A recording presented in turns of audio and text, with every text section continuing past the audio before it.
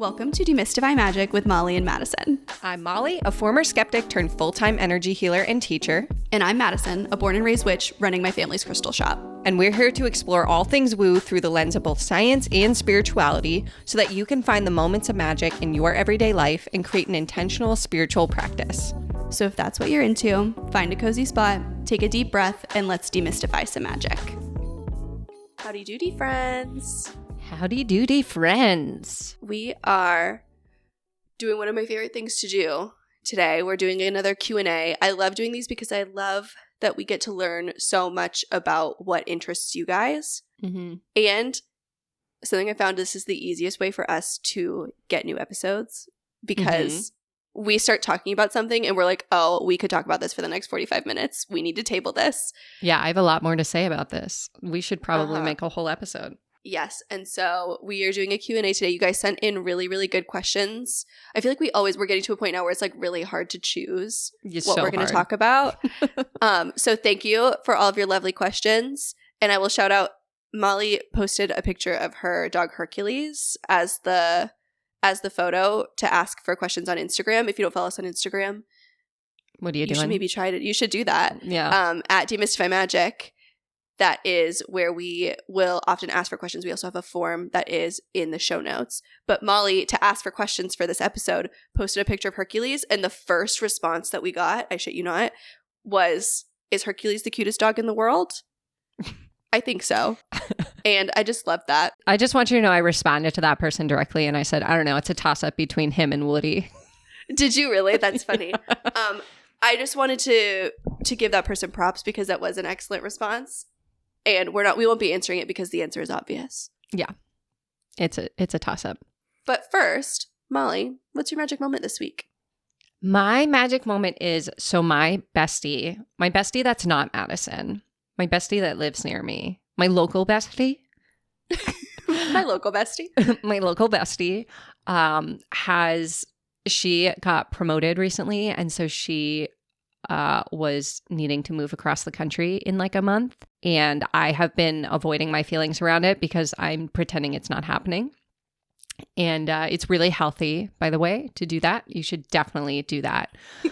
You should try it. Yeah. Yeah. And so I reached out to her the other day and I was like really, really missing her and feeling like, oh my God, we have less than a month together and all in my feels about it.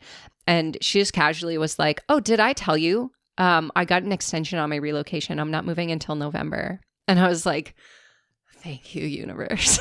Thank you, universe. So now we get the summer together, which is so fun because that's our favorite time to hang. And yeah, it just felt like a little magical treat, little treat magic happened without me even needing to ask for it. We love a local bestie staying local bestie. Yeah, I'm hoping it just perpetually gets extended because she also doesn't want to move. So maybe we can all collectively manifest that my local bestie stays local. I can't have two besties across the country. Trust me, as someone with two besties across the country, it's rough. We're in the trenches out here. Yeah, it's rough. I can't handle it. What was your magic moment? Mine is also local bestie related. Ooh, okay. I have a really good friend who I feel like it is such a blessing that we kind of work together because the only people who see me these days are people who I work with. Mm-hmm. It's a very busy season. Spellcrafter, getting a store open, it takes a lot of work. And I have been working hard. And I haven't been able to see anyone that I love unless they are at the store, which I never ask people up. That feels weird. I have a local bestie named Abby, who I love very dearly. And I haven't seen her in months. And she lives maybe 10 minutes from me. It's bad. And I miss her so much. And we'll routinely once a week check in and be like, I still miss you. How are you? What's going on? One day I'll emerge from this cocoon that I live in and go out and see the world again. But there was a fine art. Sorry, I couldn't. There was a what? I almost said there was a Fine Farts Festival. So there was So there was a fine arts festival in Tarpon, the small town I live in. Molly's laughing at me so hard because before this I said fine farts. No, we're keeping that in, Lily. Keep that. The Madison-isms. So the Fine Fart Festival. There was a fine arts festival. Don't disrespect these artists. There was a fine arts festival in the small town I live in. And my boyfriend Drew and I went. And all week I meant to text Abby and ask her if she was coming to the fine arts festival. All week. And all week I forgot. Mm-hmm. I would like go to do it, and then like there's a DM or there's an email or like a text ADHD from my mom. Problems, I just like relatable. Yes, the ADHD was so bad, and then so Sunday morning, Drew and I are getting ready to go to the Fine Farts Festival, and I'm like so mad at myself that I didn't text Abby. It would have been so easy for us to meet up. My mom is volunteering at this festival, right? Mm-hmm. She's checking people in. Mm-hmm. She texts me. I'm about to walk out the door. She texts me, Abby and her husband just got here. Yes. You should text her. I'm running to my phone. I'm like, see you in a minute. Oh, yay. So we got to hang out all day. It was lovely. She like had never met Drew. Mm. That is like how sporadically we've been able to hang out over the past few months. And so it was just very exciting. Like they got to hang out. It was the best. I was so happy. And I got to go to the Fine Arts Festival. And enjoy some fine farts. Mm-hmm, some fine farts. Love that. Love that for you. Thank you. All right. I'm gonna divert from the fine farts thing and get right into the questions. I'm not giving you any more energy. How do you hold yourself accountable for staying consistent with your rituals? I don't. So thank God that's also my answer. Oh, perfect. My thought is that if I'm struggling to stay consistent with my rituals, the ritual needs to change to fit that season of my life better. So like you just said, Madison, you're in like such a crazy busy time of your life and your business that your rituals have to look different, right? Mm-hmm. If you try to do the same ritual that you did like a year ago, you're just going to set yourself up for failure. That's kind of the way that I work. And especially like when you have a brain like ours, like with the ADHD, if your consistency and your ritual starts fading out, it's because your brain needs novelty in order to stay consistent. And so I'm constantly switching up my rituals. Right now, I'm really into mundane magic. You probably know that if you follow me on Instagram. My rituals have so much to do with like, I'm using my moon water to mop my floors. I'm lighting the spell candle to convince me to clean my kitchen. That's what my ritual looks like right now. In the past, it hasn't looked like that. It's looked like much more, sitting down and lighting the candle and holding the crystal and connecting with my guides and all of that. And I might go back to that. I don't know. But right now I'm really enjoying just like finding ritual in the mundane and making the chores that I normally put off into magic so that I kind of like feed two worms with one apple, Yeah. I think for me, if my spiritual practice is something that I have to be held accountable to, I don't want it. Mm-hmm. I don't want another check on your to-do list. Yeah. For me, it's like I have to be held accountable with like going to the gym and mopping my floors and, making like, I don't know, taking the cat to the vet, whatever it is. I don't know. Those words don't compute for me with spiritual practice. Mm-hmm. Mm-hmm. And so if the question is like, how do I create a practice that is consistent in my life? It's creating a practice that you don't feel the need to be held accountable to. Yeah. And I think that is a part of like becoming so like spirituality becoming so ingrained in who you are that it's no longer like a habit or a to-do list. It's like an instinct. It's like a part of who you are. And so I think it's finding those things that light you up in that way. Yeah. Yeah. And I think a really good episode, if you're like, I don't even know where to start with this, is one of our first episodes. It's called Magic in Minutes. And it sort of lays the groundwork for how we started to do this and our like beliefs around what our spiritual practices look like that you can maybe consider exploring with curiosity or even adopting if it works for you. But that episode, we talk more about like how you can set your rituals up to be consistent without needing to hold yourself accountable or like stress yourself out in the process. I don't know how you have such a good memory for like our lexicon of episodes. I don't even want to think about like the first 10 episodes that we put out. I don't know her. Okay, next one. What's something witchy you want to explore but haven't yet?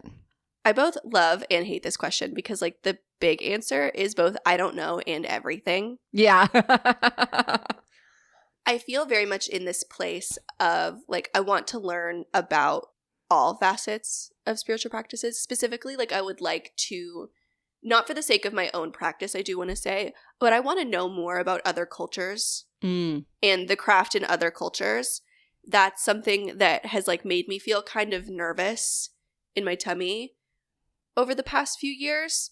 And I really do have such a curiosity. And as we're like so at Spellcrafter, we have this library that I mentioned with my flooring magic moment last episode. Yeah. You'll remember. It's huge.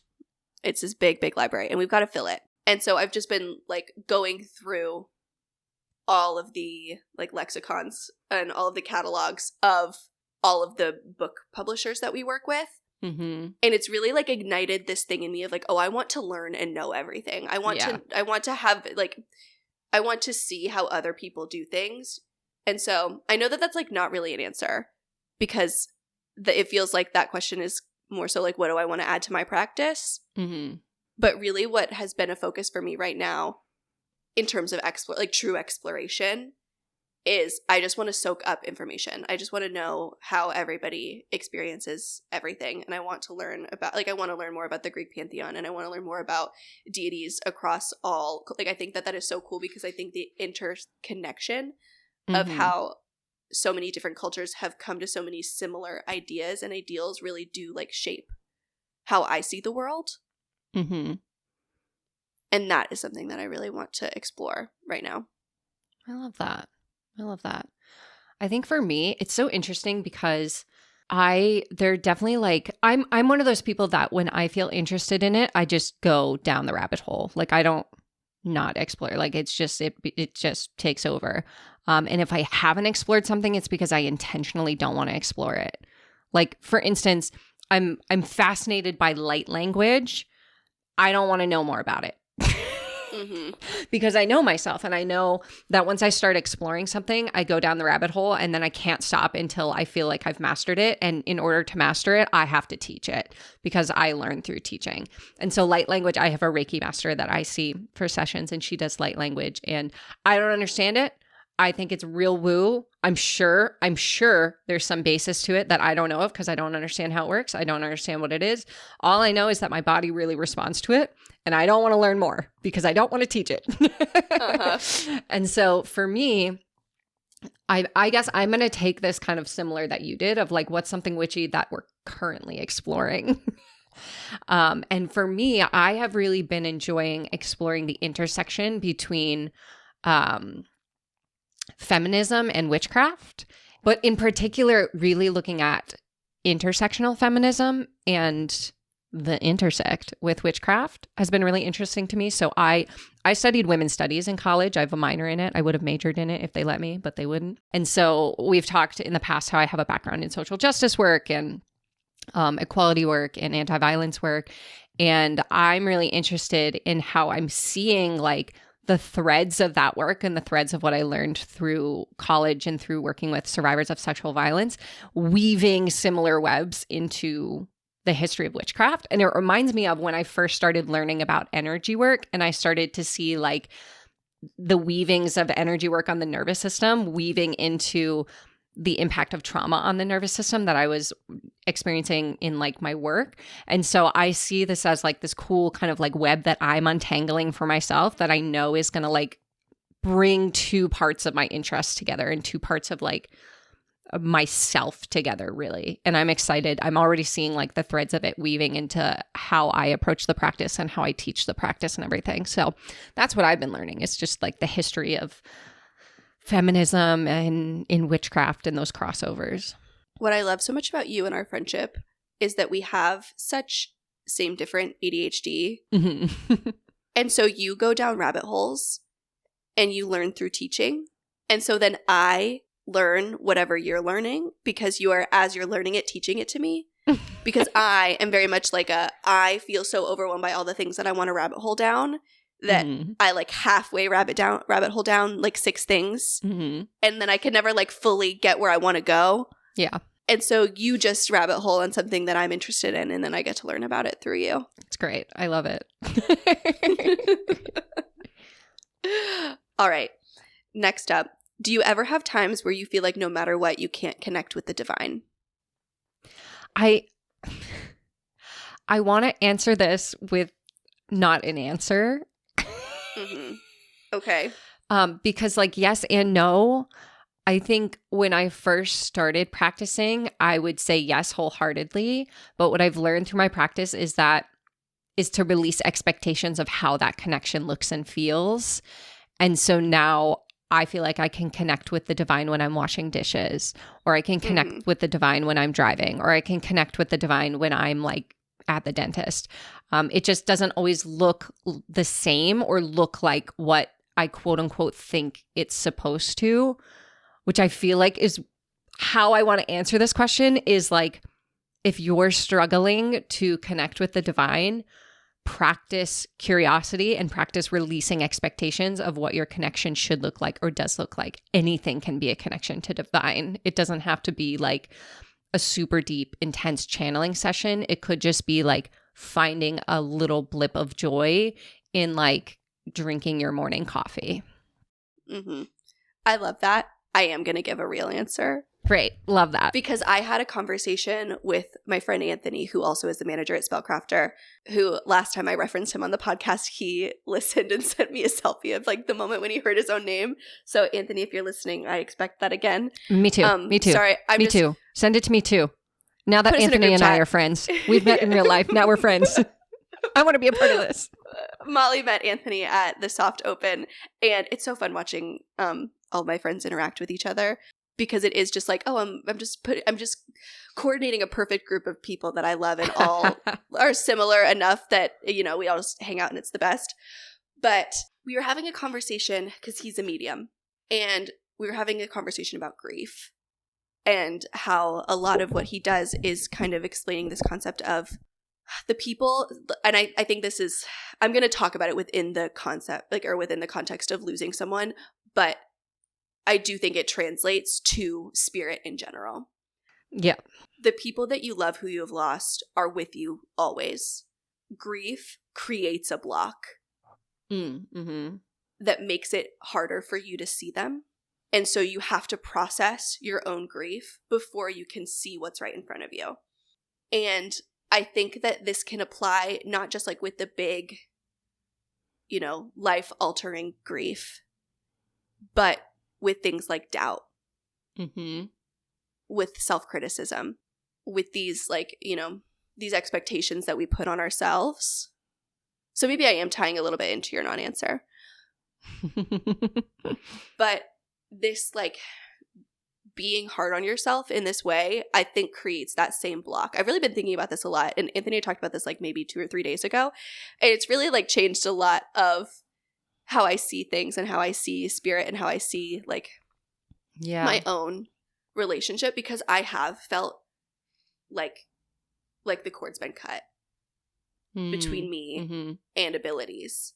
You know, when I had a really rough time about 18 months, 2 years ago, right when I moved to Florida, that I was like, I have no practice. I have nothing left, you know, and I felt like I was like losing that part of me, that there was something in between me and spirit. And now I can see it with fresh eyes of like, oh, that was grief. Yeah. And I think that sometimes, I don't know, I don't want to say this in a way, I don't want to use the words pulls away. I don't want to say spirit pulls away, because I don't believe that's true. That's just the closest words that I have for it. I think that spirit can create distance or perceived distance when there are things that we need to work through in our human brain. Yeah.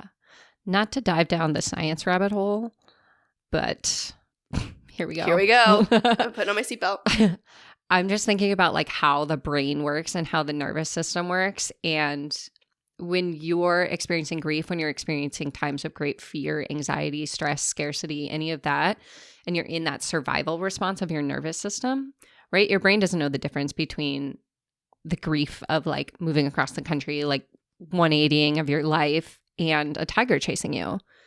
And so if you were literally running from a tiger, you would not spend that time connecting with spirit. You would be running for your life. And so that, like, oftentimes I think the block is because there's a part of us that's protecting, right? And until we feel safe, we're not going to be able to connect. And that's why I always lean on like the curiosity and releasing expectations, because expectations, when we don't meet them, become another tiger. And expectations and curiosity, they can't coexist. Judgment and curiosity can't coexist. So the pathway out of that tiger response is curiosity. I love that. I love that we just wove into each other. I love that about us. We're so in sync. We're so aligned. Cute. Okay, next one. So this wasn't a question, but there's a question mark at the end. So we're gonna answer it. I feel like there's a theme to all these questions. I know. I think there's an unspoken "what do I do" at the beginning of this sentence. Yeah. So it says, I've become spiritual recently, but I feel like I'm not doing enough of spiritual stuff. Which I'm gonna say to you, rewind about 3 minutes. And listen again. That expectation will kill your spiritual practice. Yeah. And there's no rubric, right? There's no gold stars. Nobody's grading your spiritual practice, right? Like I just said, I'm connecting with spirit while I'm doing the dishes. Like sometimes that is my only spiritual practice, you know? And so your spiritual practice looks like however it needs to. It should serve you, right? Not deplete you. I'm raising my hand. I don't know why I'm raising my hand. I just was... I don't know either. I made a connection in my brain. I thought you were high-fiving me. No, I'm also high-fiving you. I think a lot of this idea of like needing to do enough is leftover Christianity ingrained in us. I was going to say capitalism. Also capitalism, but specifically when you were like, there's no rubric. And I don't know if this is true for this person. I don't know this person's past, but I think for a lot of people, like we repackage the rules of the systems that we've left and make them fit the new systems that we are living in. And so, you know, famously, I don't know a ton about Christianity, but I do know that the idea is when you die, someone takes a look at everything that you've done in your life and decides if you did enough, if you're good enough to go to heaven. Yeah. And nobody is doing that for your spiritual practice. Like no one is looking at, no one's tallying up how many spells you did, how many times you drew a little pentacle in your coffee cup, how many sigils you made to decide at the end of your life that you did enough to say that you had a spiritual practice or did enough to, you know, whatever it is that the goal, like I don't even know what the goal is. I don't even know what the gold star that you would get is, but nobody is tallying up that thing. And that feels very much like repackaged, you know, I have to do enough to be a good Christian. Or a good student or a good child. You know what's so interesting is, at least for me and my spirituality, my connection to spirit, I feel most spiritual when I'm actively deprogramming that. Ooh. Like, I think that is, because I always talk about how I for me in my spiritual practice is like a path home to the true self, to my authentic self.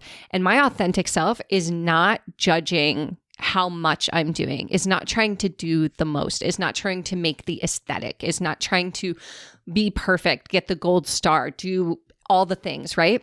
And so what if this is something that you're struggling with, what if you saw your spiritual practice as an opportunity to let go of this programming that is so ingrained in us from Christianity, but also from capitalism, right? Like, I'll sleep when I'm dead mentality. Like, you have to do the most. Like, we thrive off productivity. Like, you know, bring home the bacon, but also in school, right? Like, you have to do the most. Like even creative writing, you get graded on, which doesn't make sense. You know what I mean? Art class, you get a grade, and you've never had this opportunity to just explore with curiosity what feels good to you, what feels like enough to you, and let go of expectations outside of that. What if you saw your spiritual practice as a deprogramming of that?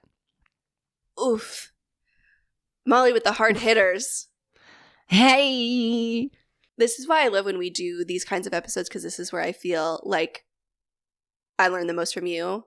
And there's like a really, I don't know, there's just great opportunity to talk about things that we maybe like wouldn't get to talk about. I just have so much fun when we do these.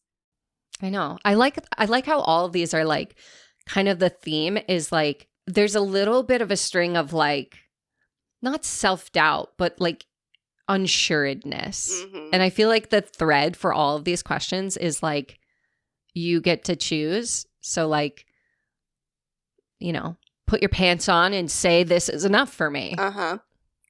Really, and also the thread is everything's okay. Everything's fine. Yeah. Yeah. And then our final question we're going to cover, which I feel like, Madison, you and I have talked about, we have so many hot takes on this, and we've talked about doing a whole episode on it for so long, and we just keep kicking the can down the road. So if you listen to this and you want us to do a whole episode, please slide into our DMs. But the question is cord cutting. How do you do it, and how does it work? I think the idea of a cord cutting is why this podcast exists. Ooh, okay. I remember it. I remember the day that we talked about this for the first time. So it's like ingrained in my memory because we were so incensed, like sending voice memos back and forth. We have a lot of thoughts and feelings about it that have pushed us from making the episode. So when somebody asked a question about it, I was like, I'm all in. We got to talk about it at least a little bit to see if what people want to, you know, what the vibe is. I need a vibe check on a cord cutting. Vibe check. So a cord cutting is a spell that is traditionally done with 2 candles and string wrapped around the 2 candles. And it's meant to sever a connection between 2 individuals. It's most often done by wrapping the string around the 2 candles, putting them on a fire-safe plate. They're connected, you know, like the string is, they're like on 2 ends. I don't know if I'm going to describe this accurately, so you might want to just Google it. But 2 candles on opposite sides of a plate, string with a string attaching them through the middle. You light the 2 candles, you let them burn down until the string catches fire and the string catches and, you know, breaks the bond. And you'll see a lot of times on TikTok, people will do like analyzing how it plays out, you know, of like what candle represents what person and what's happening and blah, blah, blah. That's how you do it. That's how it works. I don't know how I feel about them. Specifically from the place of they are what I see most often somebody selling as a service. Yeah, it's outsourced a lot. I feel pretty neutral about doing it on your own. I agree. How do you feel about doing it on your own? Yeah, I think the outsourcing is where we get the ick. Yeah, and I think that, you know, somebody said something to me once when I was at a point where I was kind of like considering doing one.